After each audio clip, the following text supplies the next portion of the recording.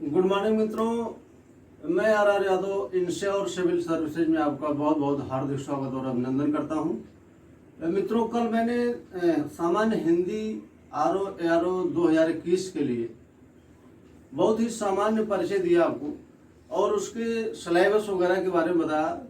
मैंने बताया था कि सिंपल ग्रेजुएशन आप अगर हों तो आप आरओ के लिए फॉर्म डाल सकते हैं। इसके बाद मैंने कैटेगरी वाइज बताया कि आप अगर एआरओ के लिए भी डालना चाहते हैं तो उसके लिए मात्र आपको पीजीडीसीए या ओ लेवल होना चाहिए, और उसके लिए भी मैंने सारी बातें बता दिया था। और जो पीजीडीसीए या ओ लेवल हैं उनको मेंस परीक्षा के बाद में बस 25 शब्द प्रति मिनट पूर्ति देव पर टाइपिंग करना होता है। बस इतना सा इसमें था। सिलेबस के बारे में मैंने सारी बात कर लिया था। अब आज नया टॉपिक पढ़ेंगे, उसका नाम है तत्सम और तद्भव। मित्रों देखिए, बहुत लोग किताबों को रटते रहते हैं और कहते रहते हैं कि हम इतनी किताब पढ़ लिए हैं और ये पढ़ लिया, तो इतना क्वेश्चन फंस जाना चाहिए या करके आए गलत हो गया। तो उसके कई कारण होते हैं। किताब को क्या नहीं पढ़ना है या कौन सी किताब नहीं पढ़ना है, ये हमको जानना बहुत जरूरी होता है। इसके बारे में मैंने कल ही बता दिया था आपसे कि आपको बहुत लिमिट में किताब पढ़ना है। और मैंने किताब का नाम भी बताया था आपसे कि या तो सुशील कुमार सिंह की किताब आप ले लीजिए। एक सुशील कुमार सिंह हैं जो सुशील कुमार सिंह, एक किताब मैंने बताया था वासुदेव नंदन की,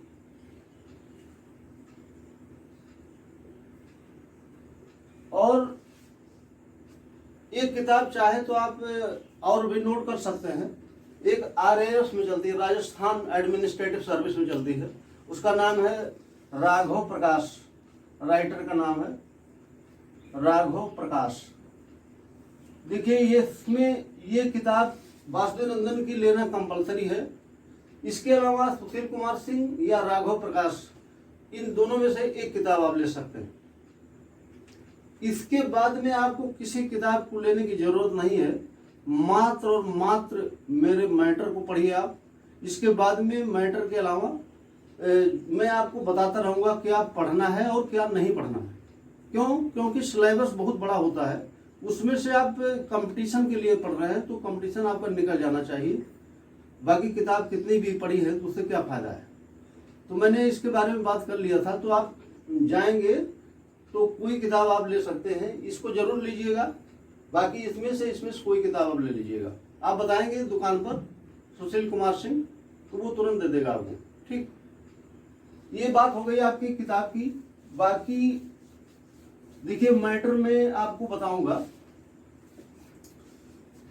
आज पहले टॉपिक तत्सम और तद्भव हम लोग पढ़ेंगे। तो देखिए, मैंने परिभाषा लिख दिया है। वैसे परिभाषा की कोई जरूरत नहीं पड़ती है प्रीलिम्स में, लेकिन मैंने समझने के लिए बताया आपको कि ऐसे शब्द जो संस्कृत से निष्पन्न होकर, निष्पन्न मतलब होता है निकल कर, हिंदी में आए और वैसे ही प्रयोग होने लगे, तत्सम कहलाए।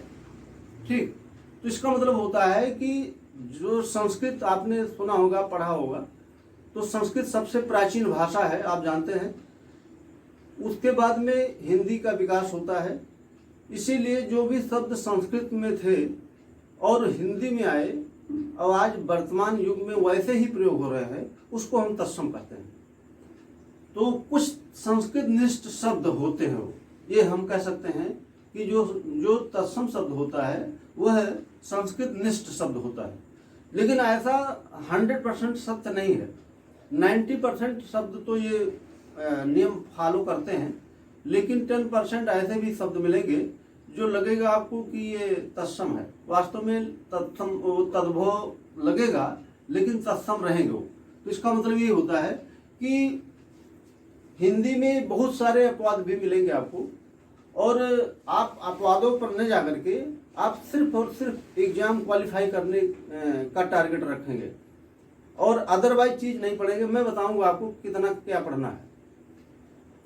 तद्भव शब्द ऐसे शब्द जो संस्कृत से निकलकर हिंदी में आए, लेकिन किसी कारणवश अपने रूप को परिवर्तित कर लिए, तद्भव कहलाए। तो आपको पता चल गया होगा कि जो तद्भव शब्द है वो थोड़े सरल शब्द कह सकते हैं, या ग्रामीण परिवेश के हो सकते हैं, या आपके दैनिक जीवन में प्रयोग होने वाले शब्द हो सकते हैं।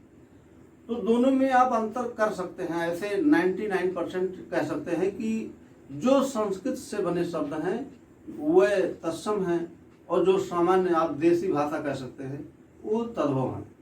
ये तो बात हो गई परिभाषा की। मैंने परिभाषा ऐसे ही बता दी आपको समझने के लिए, और आप लोगों का इतना अच्छा रिस्पांस आया कि हमारा बहुत मनोबल बढ़ गया। और मैं आशा करता हूं कि आप लोग ऐसे ही हमारा मनोबल बढ़ाते रहेंगे और मैं आपको अच्छे कंटेंट देता रहूँगा, ये मेरा वादा है। और आप लोग ऐसे ही जैसे ही फॉलो कर रहे हैं ऐसे ही फॉलो करते रहिए, निश्चित तौर से आप सफल हो जाएंगे।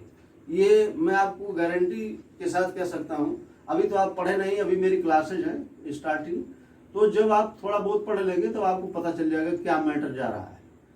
तो देखिए, इसमें मैंने पहले ही बताया था कल ही कि कुछ ऐसे भी लोग हैं जो कहते हैं रटना पड़ता है। तो मैं ऐसे कुछ नियम बताऊंगा कि जो आपको कम से कम 1000 शब्द याद नहीं करना पड़ेगा, वो अपने आप ही आ जाएगा। कैसे आएगा? देखिए, जिस शब्द के ऊपर अनुनासिक लगा हो, अनुनासिक चूंकि आप पढ़े होंगे, जिसको आप चंद्र बिंदु बोलते हैं सामान्य भाषा में, ये चंद्र बिंदु आप देख रहे हैं, लेकिन ये वास्तव में इसका शुद्ध नाम हिंदी में अनुनासिक है। तो जिस शब्द के ऊपर अनुनासिक लग गया वो 100% तद्भव शब्द होगा। ये आप ध्यान रखिएगा कि ऐसे शब्द लिखे रहते हैं, दांत है, चांद है, आंख है, गांव है, बहुत सारे शब्द मिलेंगे आपको जो चंद्र बिंदु जिसको आप बोलते हैं वास्तविकता में अनुनासिक होते हैं। वे शब्द क्या होते हैं? तद्भव होते हैं। तो आपको कहीं शब्द अगर मिल जाए जिसके ऊपर अनुनासिक लगा है तो आप समझिएगा यह तद्भव शब्द है। हाँ, इसका जो तत्सम रूप होगा उसकी कोई गारंटी नहीं है कि वो किस रूप में जा सकता है। जैसे मैंने लिखा है दंत, दांत का जो तत्सम होता है वो दंत होता है, चांद का चंद्रमा होता है या चंद्र भी होता है। तो देखिए, बहुत सारे शब्द ऐसे हैं। आंख का आप जानते हैं अक्ष होता है, उसके बाद में गांव का आपको पता होगा ग्राम होता है। तो ये शब्द ऐसे होते हैं कि मैंने आपसे बता दिया कि जिस शब्द के ऊपर अनुनासिक लग गया तो आप 100% ये समझिएगा कि ये तद्भव शब्द है। तो आपको बहुत ज़्यादा किताब में शब्दों को नहीं रटना पड़ेगा। कम से कम आपकी किताब में हम मानते हैं कि ऐसे 400-500 शब्द तो होंगे ही कि जो अनुनासिक से बने होंगे। तो ये एक शब्द, एक ट्रिक ये मेरी है। ये आप सोच रहे होंगे किसी किताब में लिखा है, तो ऐसा कुछ है नहीं। ये किताब में नहीं लिखा है, मेरे अनुभव है, ये मैंने उसको निकाला है, एक्सपीरियंस मेरा है इस तरह से कि मैंने निकाल करके उसको छांट लिया कि कहाँ से क्या बनता है, कौन तत्सम हो सकता है, कौन तद्भव हो सकता है। ये मेरा अपना इजाद किया हुआ नुस्खा है, ये ऐसे समझ सकते हैं आप। दूसरा नियम देखिए, जिस शब्द के शुरुआत में, जिस शब्द के प्रारंभ में बा लगा है, बा देखिए मैंने यहाँ लिखा है, जैसे बा लिखा है, तो बा से बनने वाले शब्द जैसे मान लीजिए कि लिख दिया गया बानर। ये शब्द बहुत पूछा जाता है, ये लोक सेवाओं में बहुत पूछा जाता है। क्यों? क्योंकि लगता है ये तत्सम है, लेकिन वास्तव में क्या है? तद्भव है। तो इसका जो परिवर्तित रूप होता है वो वा होता है। इसकी गारंटी है कि कोई शब्द ये 100% होता है, लगभग 100% नहीं कर सकते हैं, क्योंकि हिंदी में बहुत अपवाद मैंने बताया आपसे कि 99% उसका परिवर्तित रूप हुआ होता है। यानी क्या समझे आप कि जैसे कोई शब्द बा से शुरू हो रहा है, जैसे मैंने लिखा बानर, तो वो जो बा है उसका जो परिवर्तित रूप यानी तत्सम रूप होगा वह है किसमें होगा? वा में होगा। यानी कि जितने भी शब्द आपको मिलेंगे, अब 1% मैंने बताया है कि हो सकता है कुछ और हो सकता है, और वो भी शब्द में बताऊंगा आपको क्या हो सकता है। तो जैसे मैंने बताया कि बानर लिखा है, तो इसका परिवर्तित रूप क्या होगा? वानर होता है, वानर। ठीक। अब जैसे आपने पढ़ा होगा बनारस, तो बनारस जैसे पढ़ेंगे तो बनारस ऐसे लिखा रहता है, तो जब इसका तत्सम रूप जाएगा तो किस में होगा, तो ये वाराणसी हो जाएगा, वाराणसी। ठीक, अभी मैंने बताया कि हो सकता है कहीं किताब में बहुत जगह ऐसे शब्द मिल जाते हैं जो उसका बा का परिवर्तित रूप हुआ ना हो। वो कौन हो सकते हैं, बहुत लिमिट में शब्द होंगे वो। जैसे हमने लिख दिया यहाँ पर बहनोई, बहनोई, तो बहनोई का अब बा का परिवर्तित रूप हुआ नहीं हो सकता, ये अपवाद कर सकते हैं आप। तो ये क्या होगा, ये भगनीपति होगा, भगनीपति। तो ये कहीं कहीं मतलब 1% मैंने बताया था, वैसे तो 99% वो परिवर्तित होगा किसमें, वा में होगा, लेकिन 1% मैंने इसलिए रखा है क्योंकि बहुत सारे हिंदी में अपवाद हैं। ठीक, अब आप समझ गए होंगे हमारी बात, क्या मैं कहना चाह रहा हूँ। इसके बाद में देखिए तीसरा नियम, 2 नियम मैंने बताया, और 2 नियम में मैंने आपको कम से कम नहीं ज़्यादा तो हम मानते हैं 500 शब्द तो खत्म हो ही जाएंगे कि जो आपको नहीं रटने पड़ेंगे। कि किसी शब्द के शुरुआत में अगर बा आ रहा है तो आप तुरंत समझिएगा कि ये क्या है, ये तद्भव रूप है, किसी शब्द का ये तद्भव रूप है। जब आपसे तत्सम तद्भव के कोई भी प्रश्न किए जाएं तो इन चीजों को ध्यान में रखना है। अगला देखिए, अगर किसी शब्द के शुरुआत में सा आ गया, छोटा सा जिसको बोलते हैं आप, वास्तविकता में हिंदी में इसको दंती सा बोलते हैं, दंत सा। वैसे जब वर्णमाला पढ़े होंगे तो आपको पता होगा कि कौन सा सा है। सा 3 प्रकार के होते हैं ना, एक दंती सा होता है, एक मूर्धा सा होता है, एक तालब्बी सा होता है। तो आपको पता होगा कि एक बड़ा सा आप पढ़ते हैं, ठीक, तो ये तालब्बी सा बोलते हैं इसको। एक आप ऐसे पढ़ते होंगे तो इसको मूर्धा सा बोलते हैं। तो सबके अपने अपने नाम हैं। तो आप यहाँ बस इतना समझना आपको है कि जो छोटा सा जिसको आप समझते हैं, जिसको आप अपने भाषा में छोटा सा बोलते हैं, अगर किसी शब्द के शुरुआत में है तो उसका जब परिवर्तित रूप तत्सम होगा तो किस में होगा, सा में होगा। जैसे अगर मैं यहाँ पर लिख दूं ससुर, तो ये किस में परिवर्तित होगा, स्वासुर में। ठीक, जैसे मैंने एक शब्द और लिख दिया सास, ये सास लिख दिया गया। सास ये मदर इल्ला वाला सास है, सांस नहीं है। तो ये सास जो लिखा गया है इसका क्या तत्सम रूप होगा, ये स्वाश्रु होगा। थोड़ा सा कठिन शब्द है ये, ठीक है, थोड़ा सा कठिन शब्द है। इसके बाद जो नियम मैं बताऊंगा तो नियम के बाद में कुछ ऐसे कठिन शब्द मैं लिखवाऊंगा और इसी बोर्ड पर ही लिखवाऊंगा कि आप उस चीज को याद रखेंगे तो सरल शब्द अपने आप याद आ जाएगा। सरल शब्द के लिए तो नियम है ही। जब कठिन शब्द मैं लिखवा दूंगा तो बचेगा क्या फिर आपको, और फिर मैं आपसे बताऊंगा कि आप कौन सी किताब क्या पढ़ेंगे। ठीक, तो ये आपको पता चल गया होगा। अब जैसे सवाल बहुत पूछता रहता है कि शमशान, ठीक है, ऐसे कहता है कि शमशान लिखिए, ऐसे देखिए शमशान, या वो ऐसे भी लिख सकता है, ऐसे भी लिखता रहता है। तो अगर ऐसे लिखा है शब्द ये, तो इसका जब परिवर्तित रूप होगा तो कैसे होगा, वो ऐसे होगा। देखिए, तो कहने मतलब आप शब्द में कितना भी लिख दूं उससे कोई मतलब नहीं है। समझना आपको क्या है कि अगर किसी शब्द के स्टार्टिंग में या बीच में भी कभी कभी ऐसा होता है कि आता है, उसका भी परिवर्तन होता है, लेकिन वो 90% स्टार्टिंग वाला शब्द ही परिवर्तित होता है। तो समझ गए होंगे आप कि अगर किसी शब्द के पहले अनुनासिक है तो उसका वो समझना आपको तद्भव है। किसी शब्द के स्टार्टिंग में अगर बा है तो वो निश्चित तौर से तद्भव है और उसका परिवर्तित रूप क्या है, वाह है। अगर किसी शब्द के शुरुआत में सा है तो उसका परिवर्तित रूप तत्सम रूप में क्या होगा, मैंने बताया है सा होगा। ये आप नोट कर सकते हैं, अच्छी तरह से समझ सकते हैं।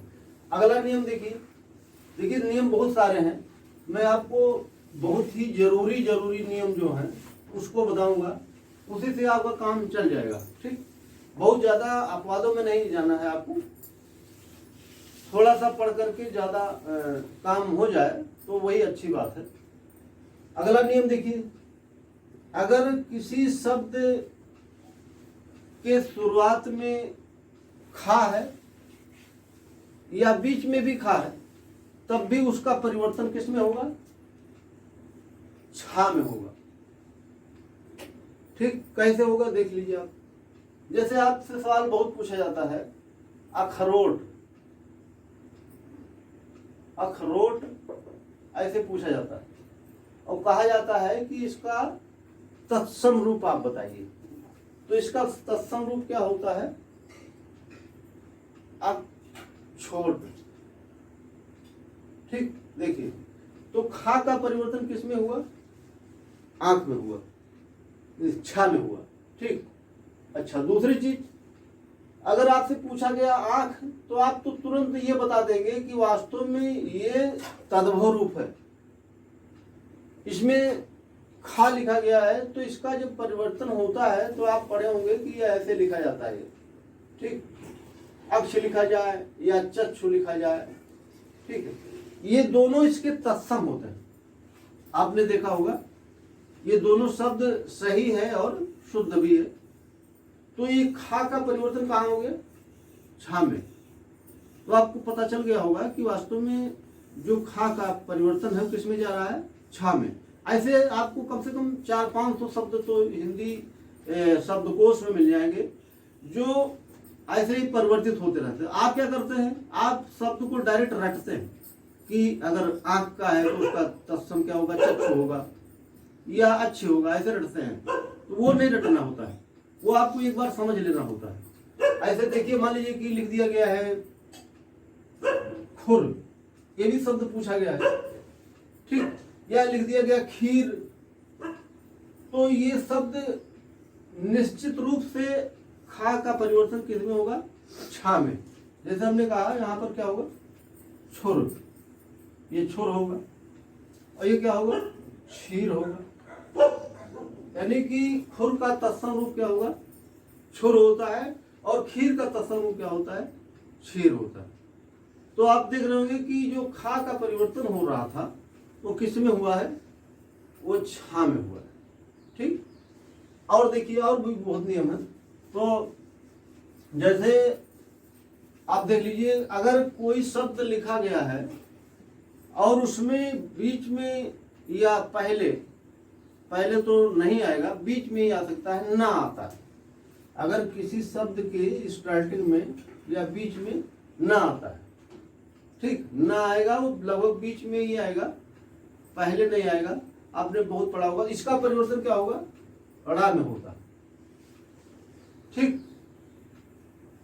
जैसे आपने पढ़ा होगा चना, चना, तो चना का तत्सम रूप क्या होता है, चढ़क। आपने पढ़ा होगा चरण, इसका परिवर्तन क्या होगा, चरण। ठीक, अभी आपने एक शब्द पढ़ा बनारस, देखिए अभी आपने एक शब्द क्या पढ़ा था, बनारस, इसका परिवर्तन क्या होगा, वाराणसी। अब आप देख रहे होंगे कि जो ना है उसका परिवर्तन किसमें हुआ है, ड़ा में हुआ है। बहुत सारे शब्द मिलेंगे जो मैं गिनती नहीं कर सकता, कि जैसे आपने पढ़ा कि ऋण, तो ये क्या होगा, ऋण। ठीक, ऐसे बहुत शब्द मिलेंगे आपको, शब्दों की गिनती नहीं होती, शब्द के शब्दकोश बहुत ज्यादा होते हैं।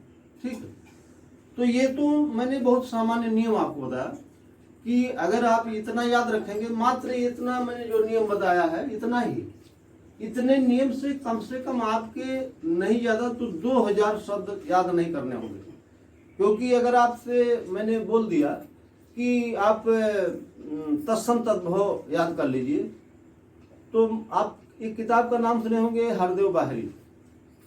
तो हरदेव बाहरी विलोम लिखे हैं तो विलोम पूरी किताब भर दिए, तत्सम तद्भव लिखे तो पूरी किताब तत्सम तद्भव से भर दिए, पर्यायवाची लिखे तो पूरी पर्यायवाची भर दिया। ऐसे नहीं पढ़ाई होती। पढ़ाई का मतलब है आपको तत्सम तद्भव से 10 प्रश्न नहीं पूछा जाएगा, 11वां तो पूछा नहीं जाएगा। तो आप पूरी किताब पढ़िए और मैं कह दूं कि आप तत्सम तद्भव याद करके आइए और हरदेव बाहरी को मैं दे दूं आपको, तो मैं बता दूं कि आपका जीवन समाप्त हो सकता है, लेकिन तत्सम तद्भव समाप्त नहीं हो सकता और वो गलत कर देंगे आपको। इसलिए आपको लिमिट में पढ़ने के लिए मैंने क्यों बताया, क्योंकि आप परीक्षा पास करने आए हैं, न कि विद्वान बनने आए हैं। तो उतना ही पढ़िए जितनी जरूरत है, और ज़्यादा उलझेंगे तो फिर आप उलझ भी जाएंगे उसी में। ठीक, उससे अच्छा ये है कि आपको जितना बताया जाए उतना पढ़ना है। अब देखिए, मैंने अभी तो मात्र नियम आपको बताया है, ठीक है। नियम के बाद में मैं अब जो बताऊंगा वो मैं शब्द बताऊंगा जो बहुत ही कठिन होते हैं, जो आपको बहुत परेशान करते हैं शब्द, कि ये शब्द इसका कहीं किताब में गलत भी लिखा है। ठीक है, मैंने इसलिए बताया आपको हरदेव बाहरी नहीं पढ़ना है, पीएन पांडे नहीं पढ़ना है, आपको आदित्य प्रकाशन किताब नहीं पढ़ना है, आपको लूसेंट नहीं पढ़ना है, पढ़ना नहीं है आपको ये। क्यों? क्योंकि ये लोग गलत भी लिखते हैं। पीएन पांडे मैंने क्यों नहीं बताया कि वो 10% गलत लिखता है। और दूसरी चीज कि आदित्य प्रकाशन में तो आप जो सफेद वाली किताब आती है आप देखे होंगे, ये बहुत बिक रही मार्केट में, और उसमें आप देख रहे हैं बहुत गलत लिखा है। चेक कर लीजिएगा मैं जो बता रहा हूँ। वासुदेव नंदन मैंने इसलिए बताया कि वासुदेव नंदन बहुत रिकमेंडेड टीचर और बहुत रिकमेंडेड बुक है वो, और उससे अच्छी अभी तक हिंदी में कोई किताब नहीं आई है। और आपकी जानकारी के लिए मैं बता दूं कि लोक सेवा आयोग में जो भी प्रश्न बनाए जाते हैं वो ऑथेंटिक बुक से बनाए जाते हैं, ऐसे ही लोकल चिटपुटिया किताब से नहीं बनाए जाते हैं। क्यों? क्योंकि उनका एक लेवल होता है, और ये आप चैलेंज भी नहीं कर सकते हैं। ऐसी किताबों से आप चैलेंज भी नहीं कर सकते हैं कि आप ये किताब इस किताब में लिखा है। आप रिकमेंडेड बुक लाइए और चैलेंज करिए आयोग को कि हाँ ये इस बुक में इस पेज नंबर पर लिखा है, तो आप इसको क्यों नहीं मान रहे या गलत क्यों कर रहे हैं। तब आपसे आयोग अपेक्षा रखता है कि आपने सही दिया है। जब आपने वासुदेव नंदन से क्वेश्चन दे दिया है, यह आपने राघव प्रकाश बहुत अच्छी किताब है, वो मैंने बताया आपसे कि ये राजस्थान एडमिनिस्ट्रेटिव सर्विस में चलती है। सुशील कुमार सिंह भी रिकमेंडेड राइटर हैं। तो ऐसे राइटर को पढ़िए जो अच्छे राइटरों में गिनती हो और जिनकी किताब आयोग में मानी जाती हो, आप चैलेंज कर सकते हो। तो मित्रों, अभी तो मैंने जो ये नियम बताया इसको आप ध्यान रखेंगे, और आपका रिस्पांस जैसे आया है मैं अपेक्षा करता हूं कि आप ऐसे ही धीरे धीरे पढ़ते रहेंगे। बहुत टाइम, अभी 5 दिसंबर को पेपर आपका है, तो कोई जल्दीबाजी नहीं है। आप थोड़ा थोड़ा पढ़िए, लेकिन जो पढ़िए बहुत ही कंठस्थ पढ़िए, और मैं प्रयास रखता हूं कि मेरे शब्द सही हों, और आगे मैं जो भी शब्द लिखूंगा प्रयास करूंगा शब्द सही रहेंगे। तो विश्वास के साथ आप उन शब्दों को नोट कर लीजिएगा, और या जो मैं जो बोल रहा हूँ वो भी आप, अगर शब्द में हर शब्द नहीं लिख सकता, मैं ज़्यादातर बोल ही देता हूँ, तो आप उसको नोट कर लेंगे तो बहुत अच्छी बात होगी। तो इन शब्दों के साथ मित्रों बहुत बहुत धन्यवाद आपको। फिर हम कल मिलते हैं।